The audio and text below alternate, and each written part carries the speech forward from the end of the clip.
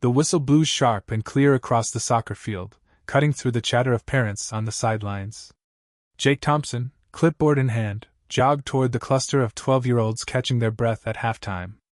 "All right, Ethan, Noah, tighten up that defense," he called, his voice steady but encouraging. Ethan, the older of Sarah's two sons, gave a quick nod, while Noah, a year younger, flashed a grin before chugging water. Jake had been coaching their team for 3 seasons now, ever since he'd moved to suburban Atlanta and stepped into their lives as their stepfather. The boys weren't just players to him, they were family, and the trust they'd built meant everything. Back home that evening, the kitchen hummed with routine. Ethan sprawled at the table, tapping a pencil against his math homework, while Noah recounted a wild save he'd made in the game. Sarah, Jake's wife, moved between the stove and sink, stirring a pot of chili. Jake leaned against the counter, scrolling through his phone for tomorrow's practice drills, but something felt off. Sarah's movements were brisk, almost mechanical, and she hadn't laughed at Noah's exaggerated story. Usually, she'd toss back a playful jab, her warmth filling the room. Tonight she was quiet, too quiet. "Everything okay?" Jake asked, keeping his tone light. Sarah glanced over her shoulder, her hand pausing mid-stir.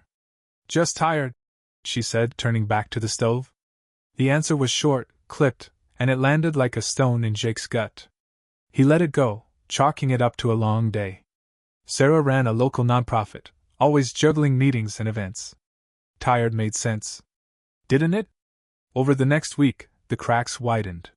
Sarah's phone buzzed constantly, and she'd tilt the screen away, her fingers quick to silence it. She started leaving the house after dinner, claiming last-minute work emergencies. "Don't wait up," she'd say, grabbing her keys and vanishing before Jake could ask more. Ethan noticed too. One night, as Jake helped him with fractions, the boy's pencil stopped. "Mom's been weird," Ethan muttered, eyes fixed on his notebook. "She's always gone." Jake forced a smile. "She's just busy, bud. You know how she gets with work." But Ethan's frown didn't budge, and Jake's own doubts gnawed harder. By Friday, suspicion had taken root. Jake sat in the living room, the TV droning unnoticed, when Sarah's phone lit up on the coffee table. She'd left it behind, rushing out for another meeting. The screen flashed a text from an unsaved number: "Meet me at 8. Same place." Jake's pulse quickened. He stared at the phone, his thumb hovering over the lock screen. He'd never snooped before, trust was their foundation. But the late nights, the secrecy, the distance in Sarah's eyes, it all added up to something he couldn't ignore. He set the phone down, guilt prickling his skin, but the message burned in his mind. The next morning, Jake's brother Mike rolled into town, his pickup truck rumbling into the driveway.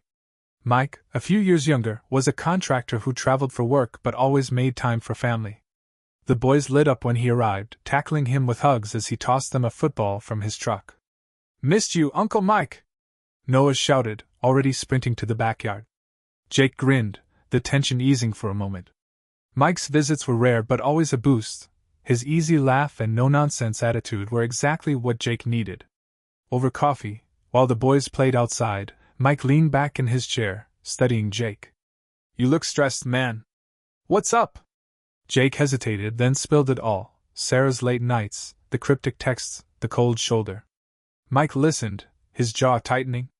"That doesn't sound right," he said, setting his mug down. "You talked to her?" Jake shook his head. "She shuts me down. Says it's work, but—" He trailed off, the weight of his suspicion too heavy to voice fully. Mike's eyes narrowed. "You sure she's at the office when she's gone? Maybe you need to check." The suggestion hung in the air, bold and unsettling. Jake recoiled. "Follow her? That's not me, Mike." But Mike just shrugged. "Sometimes you gotta see the truth for yourself, brother." That night, Sarah left again, her excuse flimsier than ever. "I need to finalize some grant paperwork," she said, avoiding Jake's gaze as she slipped out. The boys were in their room, engrossed in a video game, but Ethan's earlier words echoed in Jake's head. "Mom's been weird." He grabbed his phone, opened the family's location-sharing app, and saw Sarah's dot moving, not toward her office, but downtown. His stomach churned. Mike's words pushed him forward. "I'm running an errand," he called to the boys, grabbing his keys. He wasn't sure what he'd find, but the need to know was stronger than his fear. The drive to downtown Atlanta was a blur. Sarah's dot stopped at a hotel, its neon sign glowing against the night sky. Jake parked across the street, his hands gripping the steering wheel. His phone buzzed, a text from Mike. "You okay?" Jake typed back a quick yeah, but he wasn't. He stared at the hotel entrance, his mind racing. Was Sarah really meeting someone? Could it be Tom, her ex, the man who'd walked out on her and the boys years ago? The thought made his blood run cold. Tom was a ghost from their past, a deadbeat who'd left Ethan and Noah heartbroken. Sarah had sworn she'd never forgive him. So why was Jake's gut screaming otherwise? He waited, the minutes dragging like hours. Then he saw her, Sarah, stepping out of the hotel, her arm linked with a man. Even in the dim streetlight, Jake recognized Tom's slouch, his cocky stride. They paused, Sarah leaning close as Tom whispered something, her laugh sharp and unfamiliar. Jake's chest tightened, his breath shallow. He wanted to storm over, demand answers, but his feet stayed rooted. Not here. Not yet. He needed a plan, something to protect the boys and expose the truth without tearing their world apart. Driving home, Jake's mind churned. Ethan and Noah deserved better than lies. He built a life with them, not just as a stepdad but as the father they'd chosen. Sarah's betrayal wasn't just against him, it was against them. By the time he pulled into the driveway, resolve had replaced his shock. He wouldn't let this destroy their family. Whatever it took, he'd uncover the full truth and make sure Sarah faced it. As he stepped inside, Ethan's voice called from upstairs. "Dad, you back?" Jake swallowed hard, forcing calm into his voice. "Right here, bud." The game was on, and he was ready to play it smart for his sons. Jake's truck idled in the driveway, the engine's low hum a stark contrast to the storm raging in his mind. The image of Sarah with Tom at the hotel burned behind his eyes, each detail sharper than the last. Her laugh, Tom's smug grin, their casual intimacy. It was Monday night, 2 days since he'd seen them, and Jake hadn't confronted Sarah yet. He needed proof, something undeniable, to protect Ethan and Noah from her lies. The boys were his priority, and he wouldn't let emotion cloud his judgment. Sarah was home tonight, playing the part of devoted mom. She helped Noah with a science project at the kitchen table while Ethan practiced free kicks in the backyard.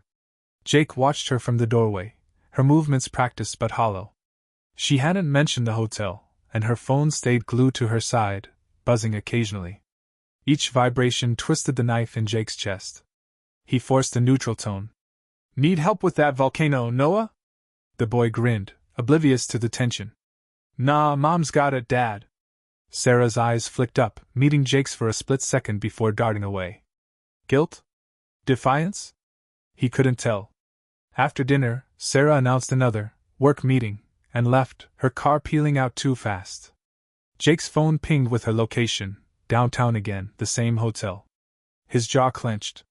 This was his chance. He turned to the boys, who were sprawled on the couch with a video game. "Guys, I need you to come with me. It's important." Ethan paused the game, his brow furrowing. "What's up, Dad?" Jake hesitated. He didn't want to drag them into this, but they deserved the truth. "It's about your mom. We need to see where she's going." Noah's face fell, but Ethan's eyes hardened. "Let's go," he said, already grabbing his sneakers. The drive to the hotel was silent, the boys' unease palpable.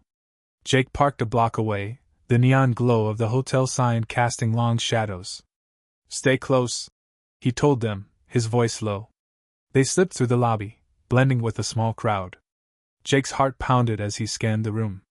No Sarah. No Tom. He checked the app again. Her dot was here. "Maybe the bar," Ethan whispered, pointing toward a glass-walled lounge. Jake nodded, leading the way, his pulse a drumbeat in his ears. Through the glass he saw them. Sarah and Tom sat at a corner table, their heads close, her hand resting on his arm. The sight hit Jake like a punch, but it was Ethan's sharp intake of breath that cut deeper. Noah grabbed Jake's sleeve, his voice small. "Is that him?" Jake nodded, unable to speak. Tom, the man who'd abandoned the boys 6 years ago, was back, cozying up to their mother. Ethan's face twisted with anger. "Why is she with him?" he hissed. Jake put a hand on his shoulder. We're gonna find out. But not here. Back in the truck, the boys unleashed their hurt. She's lying to us, Ethan said, his voice shaking. That's our dad, the guy who left us. Noah's eyes welled up. Does she even care about us? Jake gripped the steering wheel, forcing calm. She loves you, but she's making bad choices. We'll figure this out together. Inside, though, rage simmered. Sarah wasn't just betraying him, she was betraying the boys, reopening wounds Tom had left. The next morning, Jake called Mike. I saw them again, he said, pacing the garage. The boys saw too. Mike swore under his breath. You need hard evidence, Jake. Something she can't dodge. Mike suggested checking Sarah's phone or emails, but Jake shook his head. I'm not breaking into her stuff. There's gotta be another way. Mike paused, then said, I know a guy, private investigator. Discreet. He can dig into Tom, see what's going on. Jake resisted at first. Hiring a PI felt like crossing a line, but the boy's pain pushed him. Do it, he said finally. By Wednesday, the PI had results. Jake met him at a coffee shop, away from the house. The man slid a folder across the table. Tom's been in and out of Atlanta for months, he said. Met Sarah at that hotel multiple times. Texts confirm they're involved. Tom's been feeding her promises about starting over. He's also dodging creditors, got a history of scams. Jake flipped through the folder, photos of Sarah and Tom, time-stamped texts, hotel receipts. The evidence was a gut punch, but it was what he needed. Thanks, he said, his voice tight. That night, Sarah was home, acting normal, but Jake couldn't play along anymore. He waited until the boys were asleep, then sat her down. We need to talk, he said, sliding the folder across the table. Her face paled as she opened it, her hands trembling. Jake, she started, but he cut her off. Don't. I saw you with Tom. The boys did too. Her eyes widened, panic flashing. It's not what you think, she stammered. He reached out, said he wanted to make things right. Jake's voice was cold. Make things right?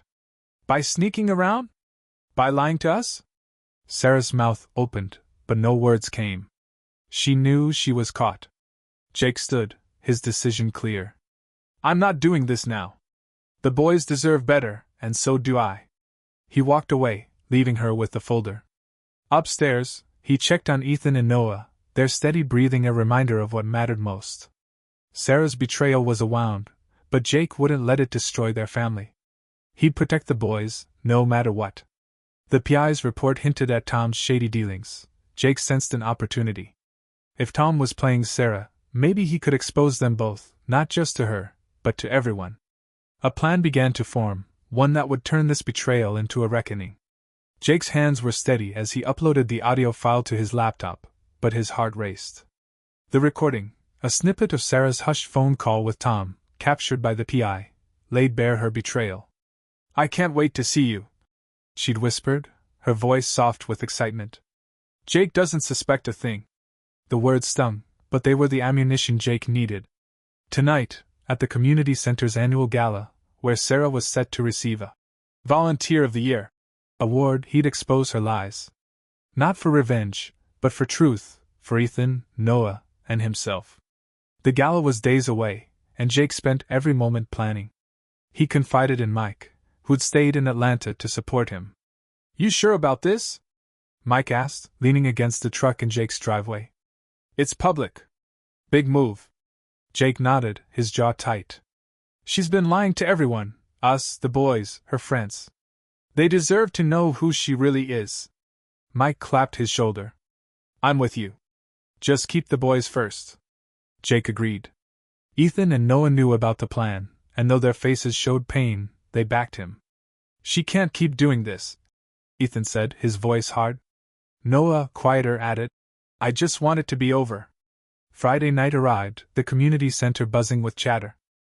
Jake sat in the back row with Ethan and Noah, his phone synced to the venue's sound system, thanks to a tech-savvy friend. Sarah stood near the stage, mingling with neighbors, her smile polished but brittle. Jake's stomach churned. She hadn't mentioned Tom since their confrontation, dodging his questions with vague excuses. The boys sat rigid, their eyes locked on their mother. "You okay?" Jake whispered. Ethan gave a curt nod. Noah gripped his hand. The MC took the stage, praising Sarah's work with the nonprofit. "A pillar of our community," he called her, as applause rippled through the crowd. Sarah stepped forward, her head high, ready to accept the award. Jake's thumb hovered over his phone. This was it. He tapped play, and the speakers crackled to life with Sarah's voice. "Tom, I miss you." Jake's clueless gasps spread like wildfire. Sarah froze, her eyes darting to Jake. The recording continued, Tom's voice smug. "Keep him in the dark. We'll be together soon." The crowd fell silent, faces turning to Sarah. She stumbled through a denial. "That's not, someone faked this," she stammered, her voice shrill. But Jake stood, his presence commanding. "No one faked it, Sarah. We saw you at the hotel. Me, Ethan, Noah." He gestured to the boys, who rose beside him, their expressions a mix of hurt and resolve. Ethan stepped forward, his voice steady despite his age. "You're with him, the guy who ditched us. How could you?" The crowd murmured, some shaking their heads, others whispering to neighbors. Sarah's face crumpled, but Jake wasn't done. He held up a folder, the PI's evidence. "You've been meeting Tom for months, lying to us, to everyone here." He tossed the folder onto a table, photos spilling out, Sarah and Tom, time-stamped, undeniable. A woman in the front row, Sarah's co-worker, picked one up, her expression shifting to disgust. Sarah's voice broke. "Jake, please, I can explain." But the crowd's mood had turned, her reputation, built on years of charity work, shattered in minutes. Then Ethan spoke again, his words cutting through the tension. "Tom left us when I was 6. You knew what he did to us, Mom. Why'd you go back to him?" His voice cracked, and Noah grabbed his brother's arm, tears in his eyes. The room was deathly quiet, every word landing like a blow. Sarah sank into a chair, her hands covering her face. Jake felt no satisfaction, only a hollow ache. This wasn't about humiliating her, it was about protecting his sons. As the crowd dispersed, whispering and casting glances, Tom's absence loomed large. The PI had warned Jake, Tom was slippery, always dodging accountability. Jake suspected he'd manipulated Sarah, feeding her promises to lure her back. He leaned down to the boys. "You did good," he said softly. Ethan's jaw tightened. "She chose him over us." Noah nodded, his voice small. "I thought she loved us." Jake pulled them close. "She does, in her way. But we're enough for each other." Outside, Mike waited by the truck. "That took guts," he said, his tone approving. Jake exhaled, the weight of the night settling in. "It's not over yet. Tom's still out there, and Sarah's not facing the full truth." Mike raised an eyebrow. "You've got a plan?" Jake nodded. "Tom's got debts, shady deals. The PI's digging deeper. If he's using Sarah, I'll make sure he pays for it, legally." The boys climbed into the truck, their silence heavy but unified. They trusted Jake, and he'd fight for them. Back home, Sarah called, her voice frantic. "Jake, we need to talk. I messed up, but I can fix this." Jake cut her off, his tone firm. "You fix it by being honest. Start with the boys." He hung up, knowing words weren't enough. The gala had exposed Sarah, but Tom's role was still unclear. Jake's resolve hardened, he'd uncover every detail, not just for himself, but for Ethan and Noah. The truth was their shield, and he'd wield it to protect their future. The courtroom in downtown Atlanta was quiet, save for the shuffle of papers and the low hum of voices. Jake sat beside his lawyer, his hands clasped tightly, as the judge reviewed the divorce papers. Ethan and Noah, now 12 and 11, sat behind him, their faces set with determination. Across the room, Sarah stood with her attorney, her posture rigid, eyes fixed on the floor. The gala's public reckoning had left her isolated, friends had distanced themselves, and her nonprofit had quietly replaced her. Jake felt no triumph, only a resolve to secure a stable future for the boys. The judge's voice broke the silence. "Custody of Ethan and Noah is awarded to Mr. Thompson, per their stated preference." Ethan squeezed Jake's shoulder, a silent thank you, while Noah leaned closer, his relief palpable. Sarah's head snapped up, her voice trembling as she spoke. "They're my sons. I made a mistake, but I'm their mother." The judge's gaze was stern. "Ms. Thompson, the children's wishes and your actions were clear." Jake met Sarah's eyes briefly. Her pain was real, but so was the damage she'd caused. Outside, the boys hugged Jake tightly. "We're staying with you, Dad," Ethan said, his voice firm. Noah nodded. "You're our real dad." Jake's throat tightened. He'd never aimed to replace their biological father, but their trust was everything. "We're a team," he said, ruffling their hair. "Always." As they walked to the truck, Jake's phone buzzed, a text from the PI. "Tom's in deeper trouble. Call me." Jake's pulse quickened. The pieces were falling into place. Later that day, Jake met the PI at a diner. The man slid a new folder across the table. "Tom's been running a scam, promising investors fake real estate deals. Sarah was his latest mark. He fed her lies about rebuilding a family, but he was after her nonprofit's funds." Jake flipped through the evidence: bank records, emails, Tom's texts to Sarah promising a future together. "He used her," Jake said, anger flaring. The PI nodded. "He's skipped town, but I tipped off the feds. They're closing in." Jake drove home, the folder on the passenger seat. He hadn't told Sarah about Tom's schemes yet. He wanted to be sure the boys were safe first. At home, Ethan and Noah were playing soccer in the yard, their laughter a stark contrast to the weight in Jake's chest. He called them over. "We need to talk about your mom." Ethan's face hardened, but Noah looked curious. Jake explained Tom's manipulation, keeping it simple. "He lied to her, used her. She made bad choices, but he played her." Noah frowned. "Does that mean she didn't mean to hurt us?" Jake sighed. "She made choices, Noah. But yeah, Tom took advantage of her." The next day, Sarah showed up at the house, her knock hesitant. Jake had agreed to a supervised visit, the boys' condition for seeing her. She stood in the driveway, holding a box of Ethan's favorite cookies and Noah's beloved comic books. "I'm sorry," she started, her voice breaking. Ethan crossed his arms. "You went back to him? The guy who left us?" Sarah's eyes welled up. "I thought he'd changed." "I was wrong," Noah softer asked. "Why didn't you tell us?" Sarah had no answer, her silence deafening. The visit was brief, tense. The boys kept their distance, and Jake stayed close, a quiet anchor. After Sarah left, Ethan kicked the soccer ball hard against the fence. "She doesn't get it," he muttered. Jake sat beside him. "She's hurting too. But you don't have to forgive her now. Or ever. That's your choice." Noah joined them, his voice small. "Will she be okay?" Jake nodded. "She'll figure it out. We focus on us." Weeks later, Jake met Emily, a history teacher who volunteered at the boys' school. She noticed Ethan's quiet intensity in class and reached out to Jake. Over coffee, her warmth and genuine care stood out. No pretense, no secrets. She listened as Jake shared the family's story, her empathy a balm to his raw edges. "Your boys are lucky to have you," she said, her smile kind.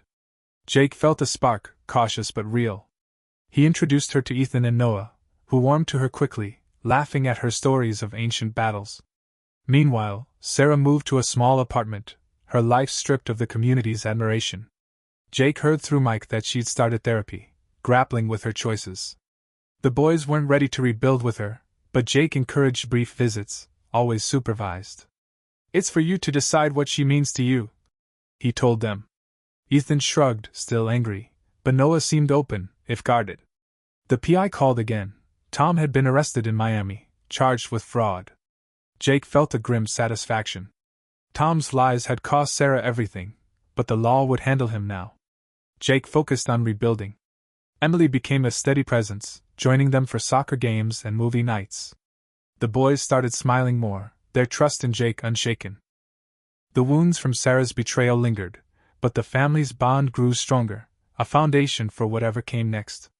The Atlanta sun dipped low, casting long shadows across the soccer field where Jake stood, whistle around his neck, watching Ethan and Noah sprint through drills. 3 years had passed since the gala where Sarah's betrayal unraveled, and the boys, now 15 and 14, had grown into confident teens. Their laughter echoed as they high-fived teammates, a far cry from the hurt boys who'd faced their mother's affair. Jake's heart swelled. He'd fought for this, for their resilience, and for the family they'd rebuilt together. Life had settled into a new rhythm. The divorce was finalized, with Jake granted full custody after Ethan and Noah made their choice clear. Sarah's visits, always supervised, were rare and strained. The boys met her at a local coffee shop, Jake nearby, as they exchanged polite but distant words. Sarah had changed, therapy had softened her edges, but the trust she'd shattered couldn't be fully rebuilt. Ethan, ever guarded, kept conversations short. Noah, more forgiving, listened but held firm boundaries. "She's trying," he told Jake once. "But it's not the same." Jake nodded, respecting their pace. News of Tom's fate reached Jake through a headline on his phone: "Local man sentenced for fraud scheme." Tom, the boy's biological father, had been convicted after the PI's tip led to his arrest in Miami. He'd swindled investors, including an attempt to siphon funds from Sarah's nonprofit, using her as a pawn in his lies. The judge gave him 7 years. Jake didn't share the details with the boys. They'd moved past needing closure from a man who never cared. Still, the news felt like justice, a quiet end to his shadow over their lives. Jake's focus was on the present. Emily, the teacher who'd entered their lives, had become his anchor. Their relationship grew steadily, built on shared values and quiet moments, helping Noah with history projects, cheering Ethan at games, or grabbing pizza after school. The boys adored her, calling her Em, and teasing her about her love for old war documentaries. One evening, at a team barbecue, Jake proposed. Ethan and Noah, grinning, handed Emily a ring they'd helped pick. "You're stuck with us now," Ethan said, and her laugh sealed the moment.